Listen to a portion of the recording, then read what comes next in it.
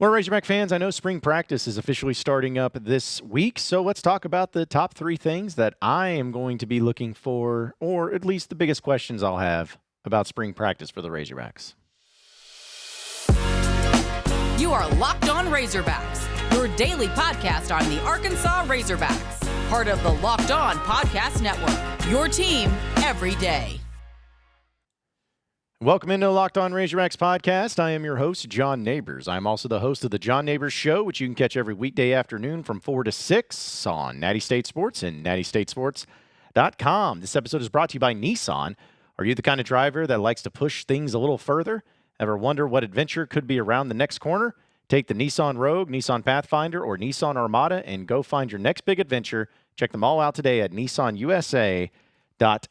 Hope everybody's having a wonderful Tuesday, as I know we talked a lot about with baseball and with basketball and everything, but spring football officially starts this week. In fact, today we're going to hear from Sam Pittman in his very first press conference, and then Thursday morning, that is, we're going to have Razorback coverage for practice. Get to actually go there and watch it, so check out Natty State Sports for all that coverage, which will have game breakdowns and everything from all the guys, but with it starting up, and since it's a Tuesday, and honestly, kind of tired talking about basketball at least, I wanted to bring up for a Top Tuesday, which sometimes I do, of my top 3 things or my top 3 questions that I'm going to have about Razorback spring practice, which I think many people have different questions. Many people have different takes on this, and that's fine.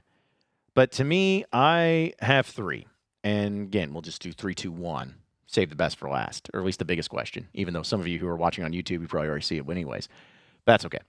My very first question is, how will Arkansas and the defense handle the losses at linebacker? Because I know the offense is going to have some of the biggest questions, which is why we're going to jump into that next. But the defense still has some legit question marks. I think the defensive line overall is going to be just as good, if not better, this next season. I think the secondary will be just as good, if not better. I at least think there's a lot of quality depth there. You've lost some pieces, but you still have some high-quality guys there. So you got the front and the back, but in the middle, at the linebacker position, there's a lot of worrisome things there. Because last year at linebacker, I'm not saying you were amazing, but you definitely were serviceable. You had guys like Antonio Greer, guys like Jaheim Thomas, guys like Chris Paul Jr., Pooh Paul, Jordan Crook, Manny Powell. All those guys are gone, folks. Like, I knew that it was bad, but I didn't realize just how intense it was of people going missing. Then when I looked at the roster once again. Antonio Greer you lost because he ended up graduating. He ran out of eligibility. But Chris Pooh Paul transferred to Ole Miss. Jaheim Thomas, who I actually really liked, but he got benched, and that was all she wrote. He transferred out to Wisconsin, which he was the transfer from Cincinnati, and then he transferred out and went to Wisconsin. Jordan Crook transferred to Arizona State. Manny Powell transferred over to UNLV. Folks, that was pretty much your entire linebacker crew.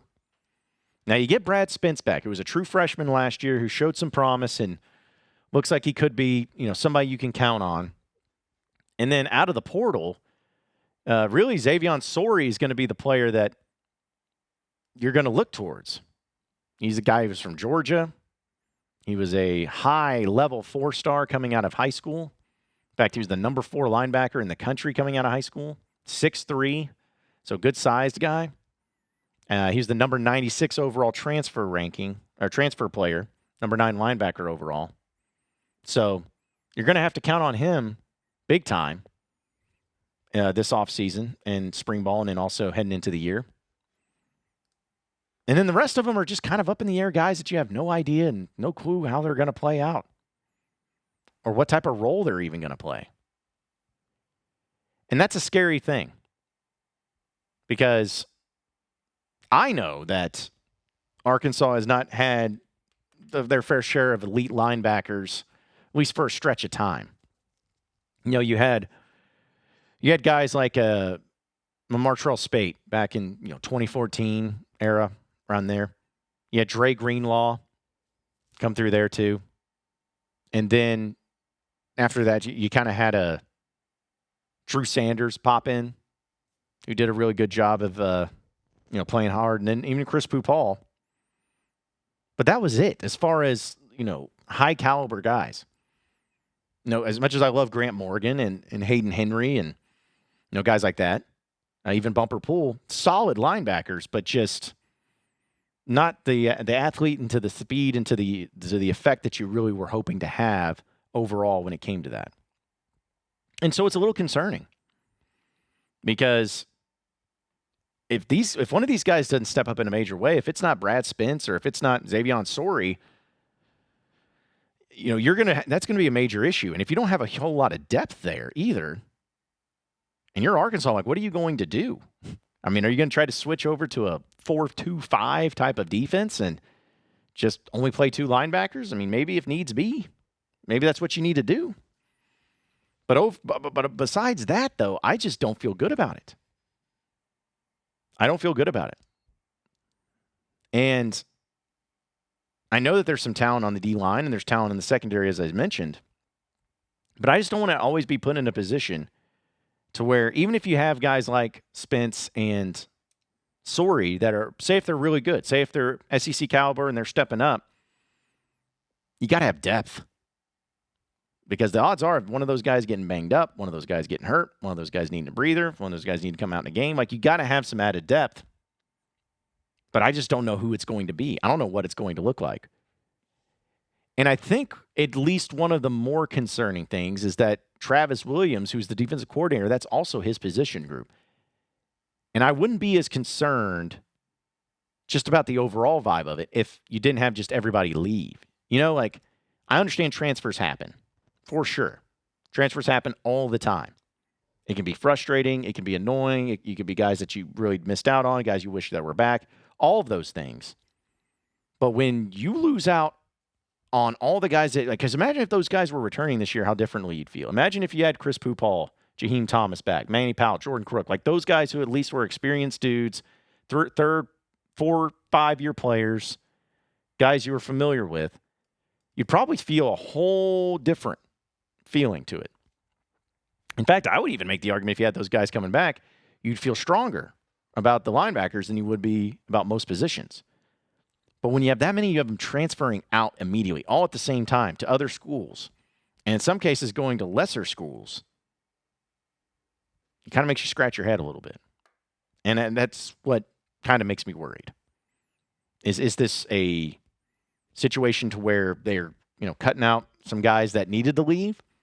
Are there guys that they wanted, but they just didn't want to be here anymore? Was it an NIL thing? Was it more of, Travis Williams? Is there something about him as a coach that they did not like being in that position? Was there politics? I don't know. There's so many questions, and I'm sure that once we get a chance to catch up with Travis Williams and one of these press conferences, I'm sure that'll be one of the things that hopefully gets addressed. But I'm worried about it.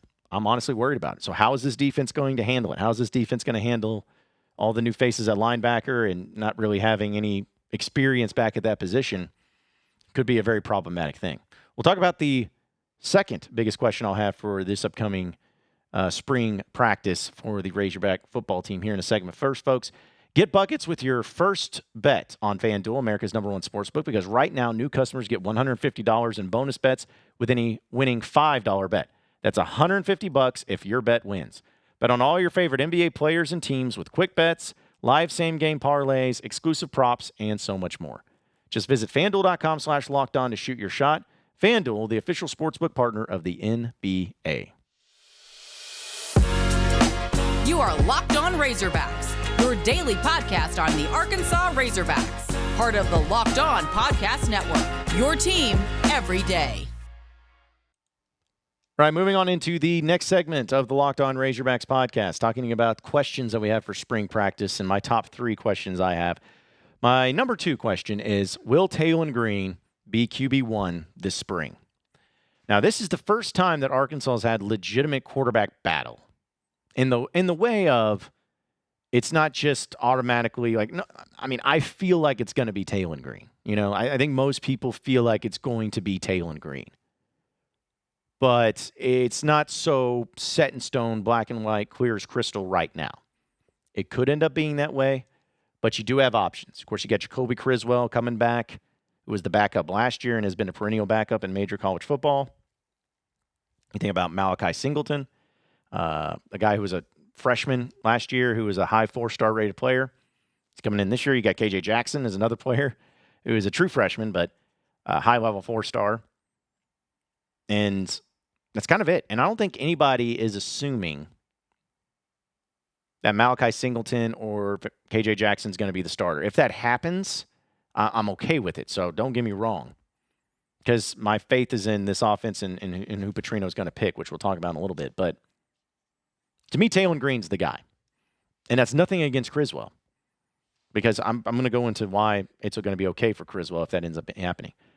But Taylen Green is one that, if you go and look at his stats at Boise State, and some people have brought this up to me, why would you think so certain about him? He doesn't even that good at Boise State, because he threw for 1,700 yards and completed only 57% of his passes, had 11 touchdowns, 9 picks, but he also rushed for 9 touchdowns for 436 yards, had a 70-yard touchdown. The year before that, had a 91-yard touchdown, which is pretty wild. And then did on 78 carries. So it's like, where's the excitement come in? Why is the certainty there? Why are you just feeling so good, John, about Taylen Green being the guy? Well, I feel good about it because that's the one Petrino picked. No Criswell, Singleton, KJ Jackson, players that are on the team, approved by Petrino, all of that, that's fine. You know, it's not like he told those guys to leave, or that he doesn't like those players, that he thinks like there's no talent there, anything like that. I don't think that's the case. But if you look at it from the perspective of, okay, so why would Taylen Green make the most sense? Well, he's a player that Petrino wanted coming out of high school. We know that. And he's one that Petrino went after and got out of the transfer portal because he really liked him. And if you compare it to some of the other quarterbacks that he's had, talking about Petrino, in his span as a coach, whether he's the head coach or the offensive coordinator, physically, Taylen Green fits the bill. He's 6'6", 225 pounds. Petrino loves some big quarterbacks. Lamar Jackson's a big quarterback. Ryan Mount was a big quarterback. Tyler Wilson, big quarterback. Even Brian Braun was a big quarterback. Jason Campbell, big quarterback. He likes big, able-bodied quarterbacks. And throwing in his athleticism, Taylen Green, of, showing that he can do a lot of different things with his legs, it certainly gives the vibe that it's Taylen Jackson's job to lose. And I'm kind of hopeful for that, because I want it to be where Petrino has chosen the quarterback he feels most comfortable with, feels the best at. I forgot to turn on my light. Feels the best at, and feels like this is going to be a guy that is going to take the team to a whole nother level. I feel like this is the right move. Just plain and simple. But, as we know in major college football, just because it makes sense, just because this is going to be the starter, does not mean that the rest of the quarterback room serves no purpose. Taylen Green, no matter how well he plays, odds are he's going to get hurt, and that means he's not going to start all 12 games. Like, think about how many Razorback quarterbacks over the past 10 years have actually started all 12 games in the season. I think Brandon Allen might be the only one that did in the 2014 season. I think it was 2014. But every other year, there had to be a player step in. Maybe it was 2015. Either way. Austin Allen played, but he got hurt. Chad Morris quarterbacks, whatever. You think about, Felipe Franks, he was out, and KJ Jefferson had to play. KJ Jefferson got out. Malik Hornsby had to play. Or Kate Fortin had to play. So that's just college football nowadays. Like, you're just going to have it to where sometimes players are going to get hurt. And quarterbacks are going to get hurt. And you have to make sure that whoever gets hurt, you got the certain person behind them who is up, rearing, and ready to take over and to get it done, which is something I really trust Petrino with as well. So the point is that just because I believe it's going to be Taylen Green, just because I believe Taylen Green is going to be the guy, does not mean that Jacoby Criswell or any of the other quarterbacks just need to, screw off and go play somewhere else, or that there's nothing for him or anything. Being a backup quarterback is not the worst thing in the world because your opportunity is going to come.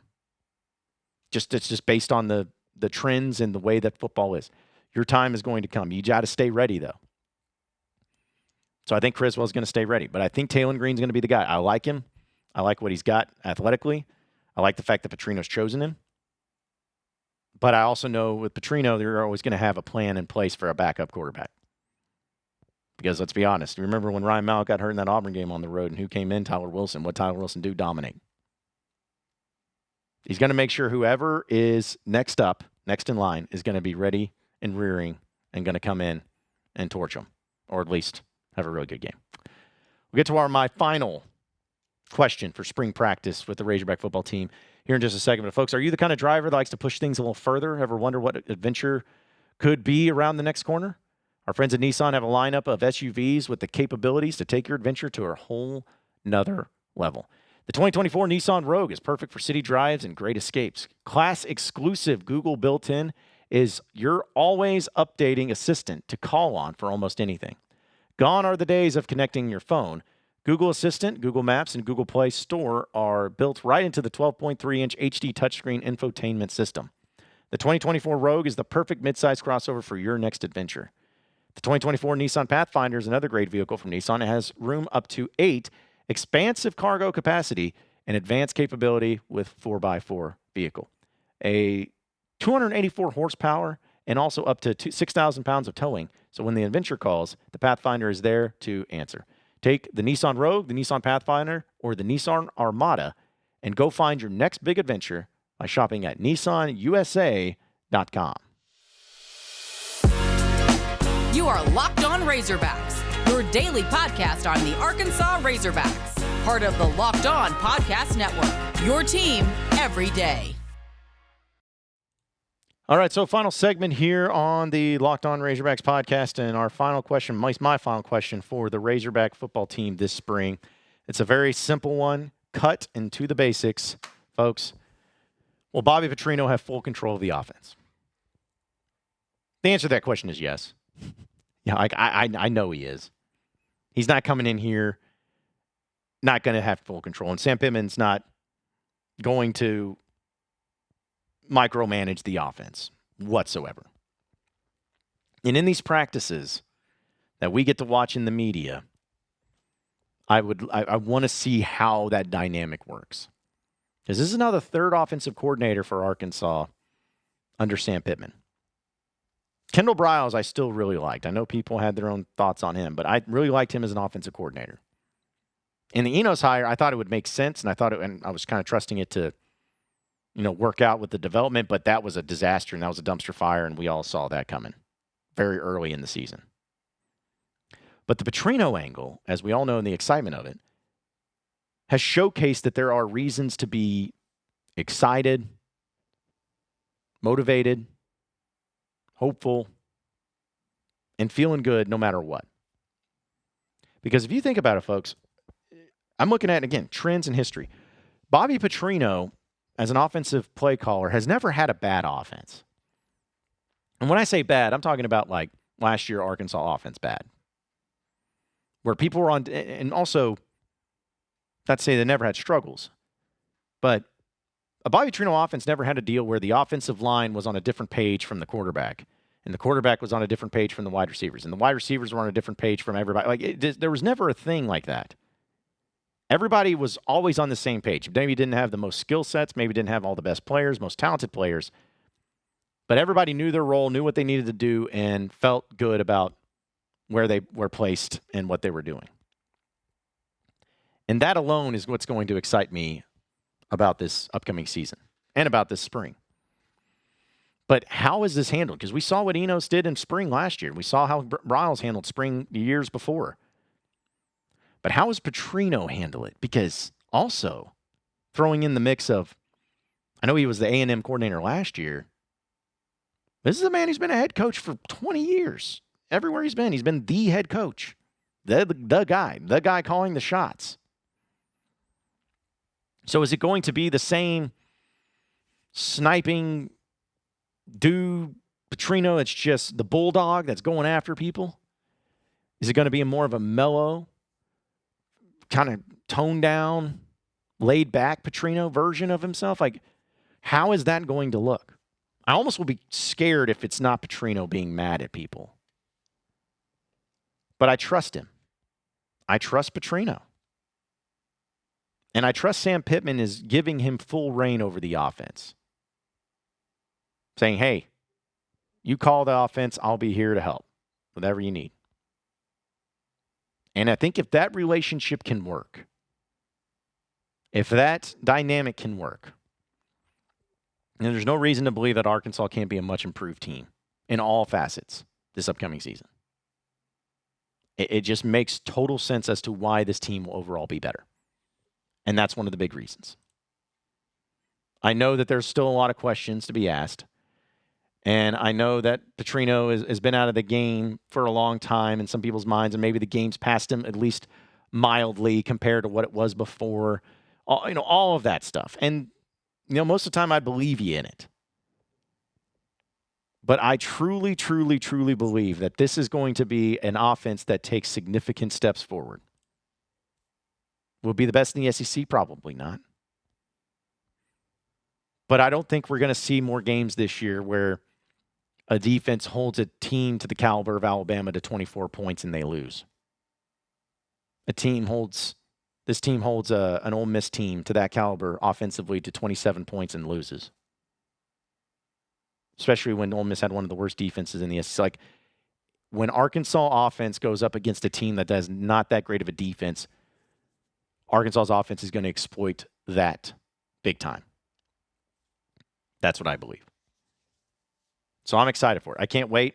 I can't wait to see Petrino out there, see him all of his garb, his Razorback gear. So it's going to be weird to see. But it's here, folks. It's here. And I am looking forward to spring practice more so than anything. So we'll have some great coverage on Natty State Sports, so be sure to check it out. And we'll continue to talk about it here on the Locked On Razorbacks podcast. But I appreciate everybody listening in to the Locked On Razorbacks podcast. Be sure to like and subscribe to the podcast itself on iTunes, on Google Play. You can also get after me on Twitter at John Neighbors Show for any questions, comments, concerns that you may have. We'll keep it going from there. Same podcast time, same podcast channel tomorrow afternoon. Have a great day, everybody. We'll see you then.